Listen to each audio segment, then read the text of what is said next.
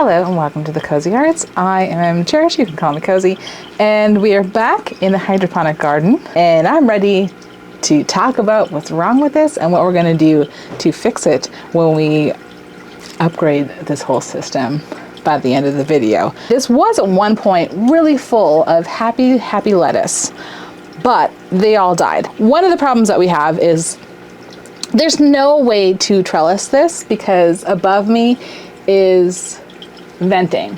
I don't have anything to attach solidly to trellis something, so that's going to change.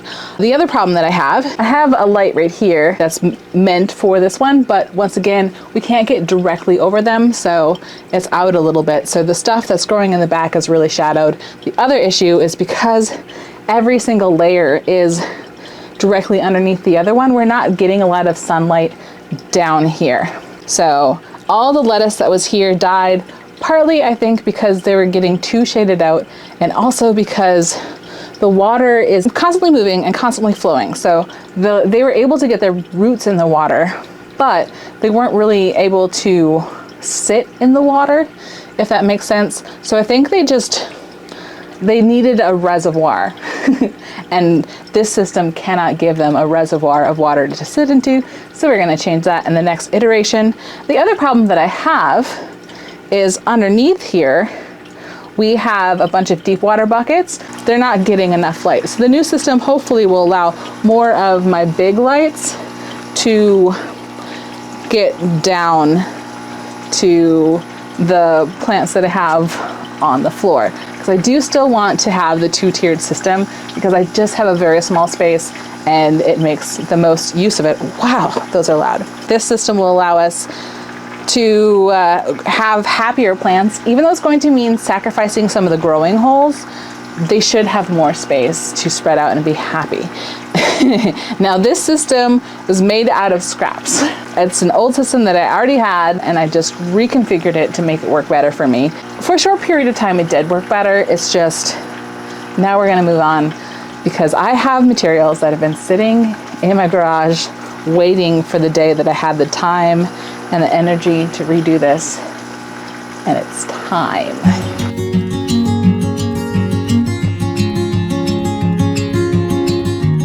The drill that I was using was Bork, isn't it?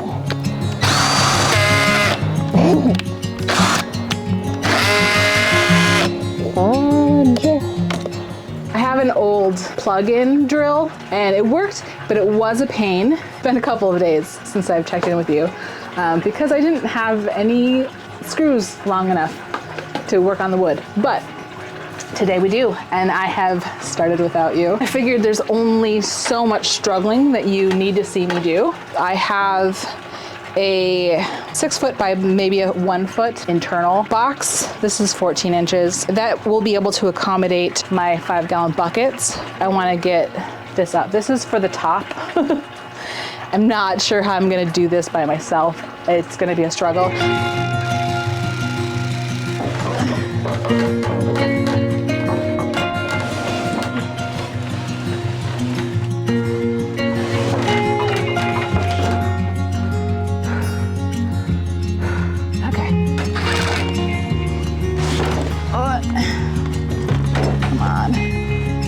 That way. Yeah, this is good. We're good. Everything's fine. So now the top is attached. So down here is where the action is going to be next. So here I have a shelf that is meant for this air pump for these buckets, just to keep it out of the water, keep it nice and stable. Next step is to move this big old system into the correct spot, which is over just a little bit, and then get the buckets inside of it, and then we'll have a little more space to move. It's very crowded. Oh, you're lucky I'm strong. I just threw out my back. Just a little bit. Okay. Okay, just a little back twinge. We're okay. We can just lift with the legs. Maybe not. Maybe I break down and I get help.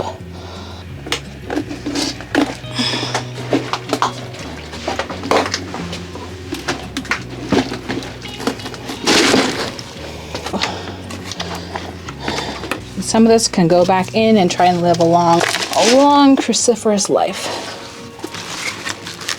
Brassicas! Next step is I need to make the tiers to hold the pipes. We're gonna have 4 pipes that are gonna go like boop, boop, boop, boop, something like that. That way all of the plants will be able to get the light from directly above, and then the light from here should still be able to reach the plants underneath it. It might make it a little tricky to access the plants that are growing. I don't know, I might like just make little doors at some point. So we're still protecting, because it's like mostly closed off, but there is a little toilet area over there. So I do want to make sure that we do still have some protection. This is the only piece that I'm using from the original system, is the tube and this thing that connects to the pump. I would love to swap it out for a black tube, because the clear tube is full of algae. Because when you have sunlight and water, you get algae. We're limited so that this is like the max height that can be. Ow! Oh no! Oh, I need at least one more hand for this. Okay, now since I only have one connection, then I can level it out and before finalizing things. So bring this down.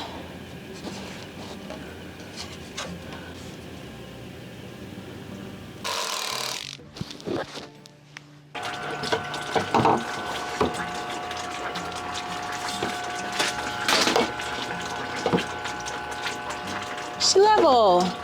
I did cut pieces to brace in the middle as well, but these pipes are really stiff and I will lose a hole if I brace these in the middle. So I think I'm gonna hang on to the pieces, and then if we need them down the line, actually, well, maybe if I put them on this side, it'll be tight. If we end up needing them, I can always throw them in, but I'm hoping, based on just how thick this pipe is, that we might be okay. Well, what I should have done for this is I should have just cut a little block to use as a spacer. What I did instead was I tried measuring 4 inches and then like adjusting and leveling things out as needed, but I think maybe a spacer would have been less work. It doesn't look like anything should be too shaded out by the one in front of it, on top of it. And hopefully, like, when they bush out, they'll bush out this way instead of flopping this way over their downstairs neighbor. So it's let's talk about the pieces that I have to go on these. There's a few that I don't have right here because I still have to cut down some of the long pipes once I figure out this measurement. And also I need to drill into the cap for where the water enters. But I have 8 of these reducers that bring the pipe from 3 inches down to 2 inches. And that just will hopefully give us a little bit of a reservoir of water. So we'll have that. And then oh my goodness, the next pipe that I need is, of course, on the bottom of the box. And then I have a 2-inch pipe, and I cut two 2-piece I cut 2 2-inch pieces off of each of my 5 pipes. That should still give me enough length to be able to connect these up. And then we have an elbow, just a 90-degree elbow for 2-inch pipe. So that'll go here, and we can hopefully adjust it to be the perfect angle. And then we'll do the same thing on the next layer, where the next layer, got some deck dirt. The next layer will also get the reducer and the 2-inch pipe piece and the elbow. And so then we just have to get our measurement for this. Once this is in a good spot, and then we can cut all those up and make it all actually fit together. So that'll be the main way that we're joining them. Obviously, at the beginning and end, we're gonna be doing things a little bit differently.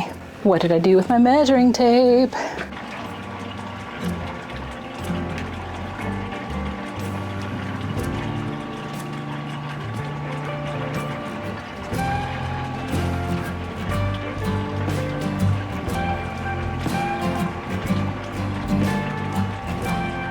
Okay, we are back. It has been a few days. My partner has sealed the pipes with I think they used some silicone caulk. One thing that I discovered that I should have done in the process of making this is I should have just cut all of these pipes to the same size. I was initially like, oh no, when I got all the pipes and all the wood, because none of it was cut to the measurements that I had given, which was like exactly in half for the big pipes and the big boards. But because that needed to happen so that it would fit into the vehicle, and because I have possible chemical sensitivity, I can't go purchase things in person. It also made it difficult to pick out the fittings and stuff when I can't just fiddle around and see what they have as far as pipes and accessories goes. But I thought I made it clear that I needed these sizes. But he told them that I wanted rough cuts instead of project cuts. So it's not necessarily the store's fault that things weren't cut evenly. But yes, what I should have done is I should have just cut them all to the same size, because what ended up happening is I thought that I had like made the width so that the shortest ones would fit. But what ended up happening is that these fittings weren't getting enough contact with the pipe for the very shortest ones. So the way that I fixed that is, for this final pipe, I just moved the wood to the inside because there's no holes below it to block, so that worked out fine. But then I still had the problem on this one that we just weren't able to keep it level, because for them to connect, this was having to come up on here. So I just took the router and I routed out a little groove for that. And that seems to work really well. This and this are the only things left of the first system. I will hopefully someday replace this tube here, because it should be black. But you can see when you have something clear, it lets the sunlight in, and sunlight plus water equals algae. I admittedly didn't bank on how much extra space this would take up when I planned it out. What would have been better is if I was able to put a cap on this pipe instead, and then just put the entry hole here. But I couldn't find a cap that would fit this, at least not online. As I mentioned before, part of my problem is I can't actually look in person. The way I compensated for this, I ended up adding a little platform here for the bucket to sit on. And it's done, and I can see no leaks, and everything's amazing, and I'm gonna walk you through it. And you are in a different angle right now because I'm missing part of my tripod that makes my tripod work. Right now you're on the shelf, but we are done. I'm really pleasantly surprised with how much water is staying in the reservoirs. Most of the pipes actually had enough water in the reservoir for my sponge to be able to be in the water and soak it up, but some of them didn't. So I'm very glad that we added these strings to the bottom. So in the bottom we have a nylon string, which supposedly is less bacterial than cotton, even though you wouldn't think it would wick because it's nylon, but it does actually wick. There is at least one tube where the reservoir just didn't get deep enough for the sponge to be able to get in there. The wick wicks slowly, but it wicks. So all of my seed pods are damp. Oh my goodness, except for one.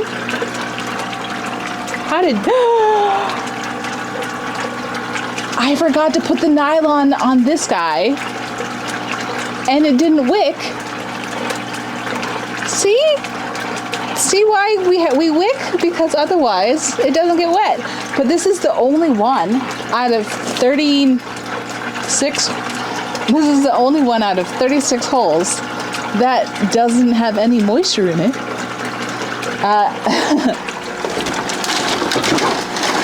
Now here's the issue, is that I no longer have a serrated knife in this room, and that's what I did, is I just took the nylon rope string and cut it with a serrated knife.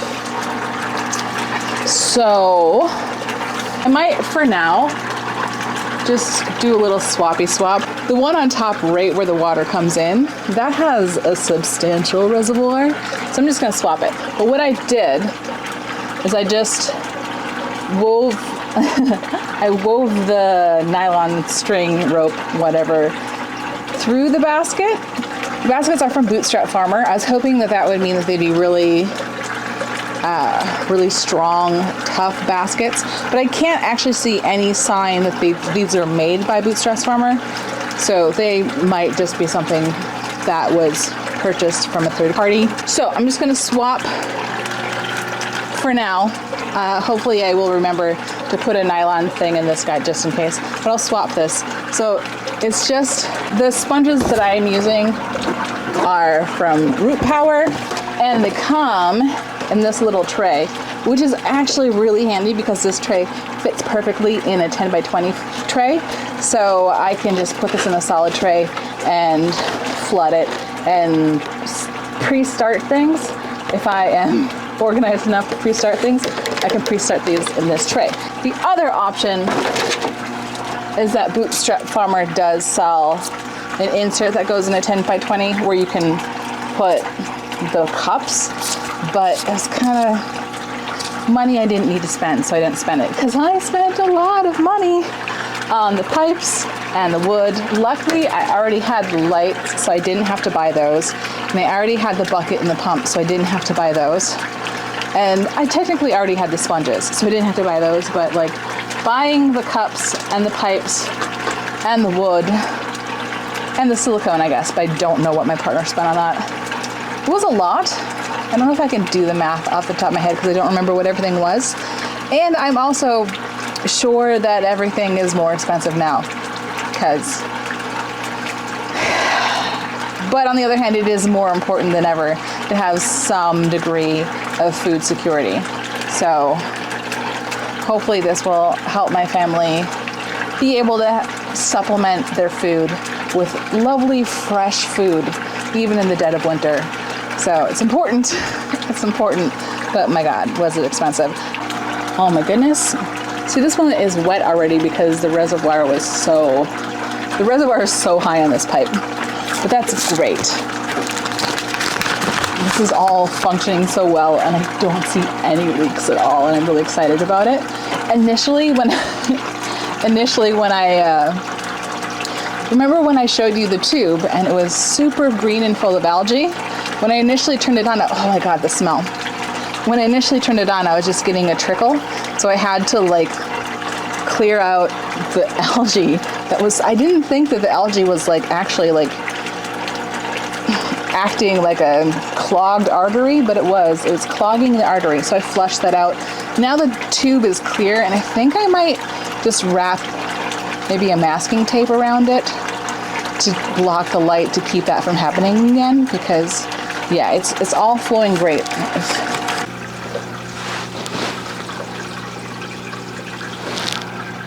One and two.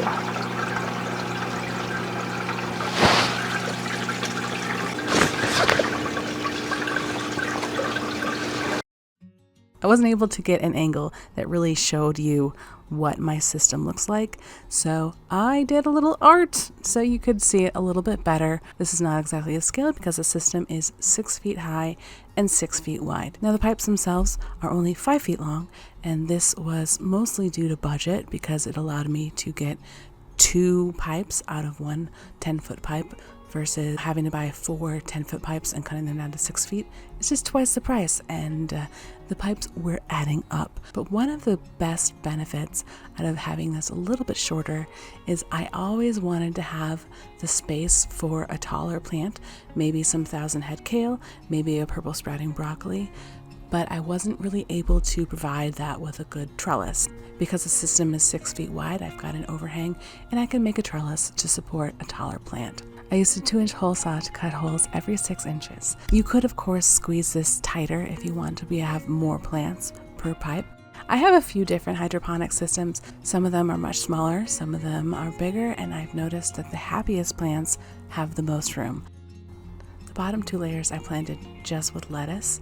I have a winterwunder on the bottom and valmain above it, which is some type of romaine. All of the seeds that I'm planting, apart from the beans, are new to me. I got them from Territorial Seed, which I've never ordered from before.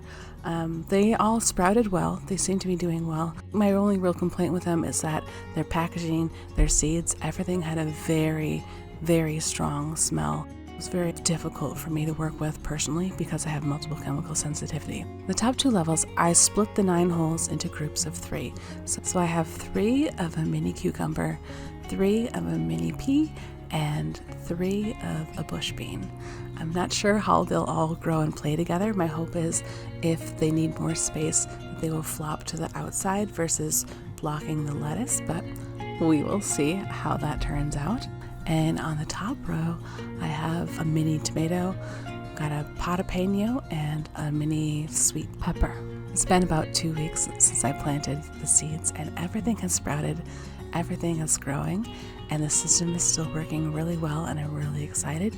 I'll probably put any updates that I have of the system in shorts versus longer videos, but subscribe if you want to see more.